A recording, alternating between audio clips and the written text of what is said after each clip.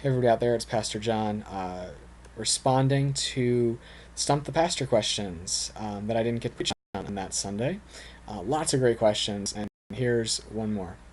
My topic relates to forgiveness. With so much disdain between people, what steps to forgive others and find peace? God does it, but how are we as humans, believing in God? How do we as humans, believing in God, forgive hate and things we feel are injustices? How did those in the Bible do it? You've got a great start there because you say God does it. And in Ephesians 5:1, Paul writes, "Be imitators of God." And so if we know that God practices forgiveness towards us, then we want to be imitators of God in that forgiveness and go to God when we're asking, how do I forgive? All right. So I would say first step is this: to recognize our own sin and need for forgiveness. All right. So Jesus tells a parable about this guy who owes, and I'm just going to pull some figures out, a guy who owes his master $100, and he can't pay it. And the master says, "Come, you need to pay your debt." And the guy begs with him and pleads and says, "Master, can you please forgive my debt? I can't pay it. There's nothing I can do."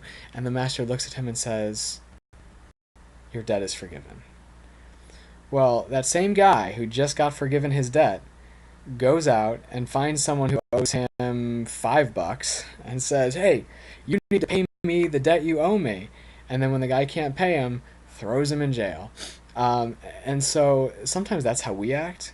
We minimize our own sin, and so we don't.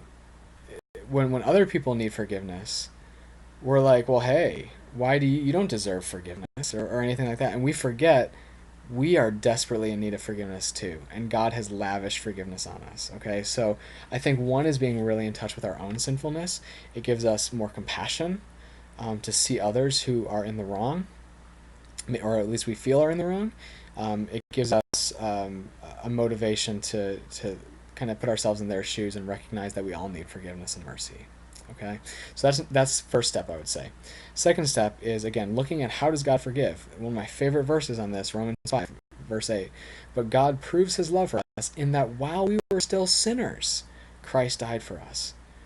And so I think as Christians we are called to take the initiative when it comes to forgiveness.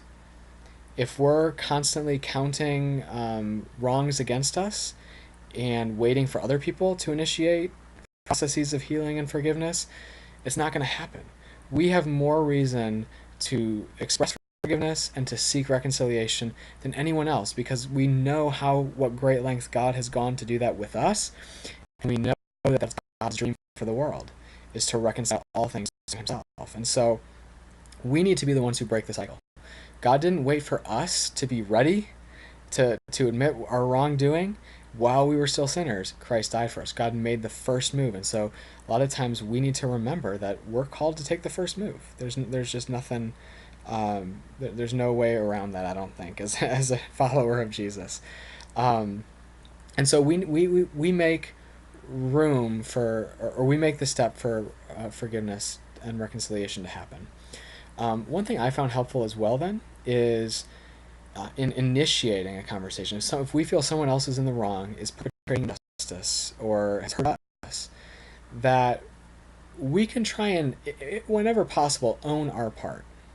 So if I can start off by saying, "You know what, I'm sorry for the ways I've treated you and lashed out against you, and I ask your forgiveness for that."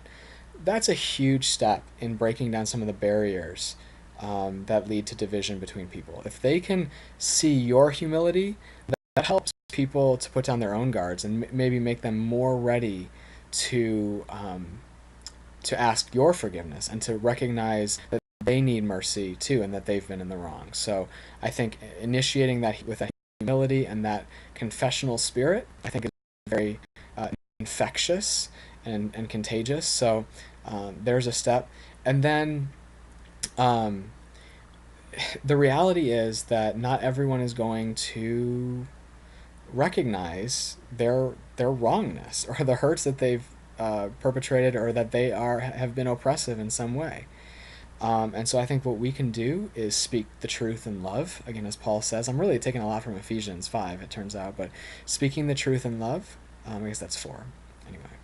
Um, and be able to say it in ways that are not necessarily going to make people more likely to put their guard up, but say, look, I really feel like this is wrong. I think this is wrong. Look at how you've hurt me, and here's how you're hurting other people right now. And we need to say that. Because reconciliation without forgiveness, without justice, without repentance, is just a false peace and a false reconciliation. So we do need to speak truth, but Paul says as much as it depends on us, seek peace. So we also need to recognize we can't do everything. We make room for reconciliation, but we can't make reconciliation happen.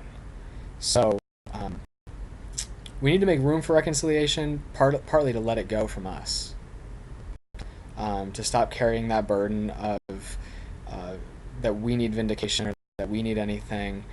We let go of it. We say, here's the situation, and then we give other people their own free will as well.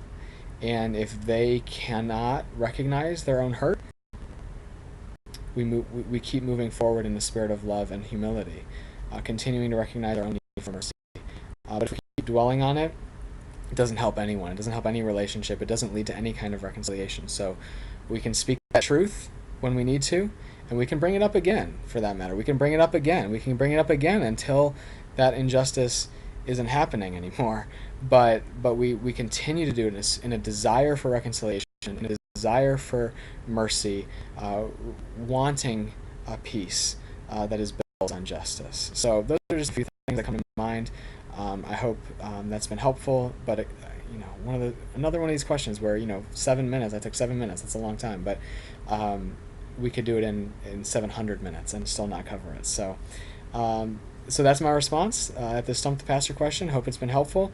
And if you have a specific situation where you are wrestling with forgiveness and needing something to change, I'd be more than happy to talk with you about that and kind of be creative within the specifics of that situation about what forgiveness and peace might look like. So, all right, have a good day.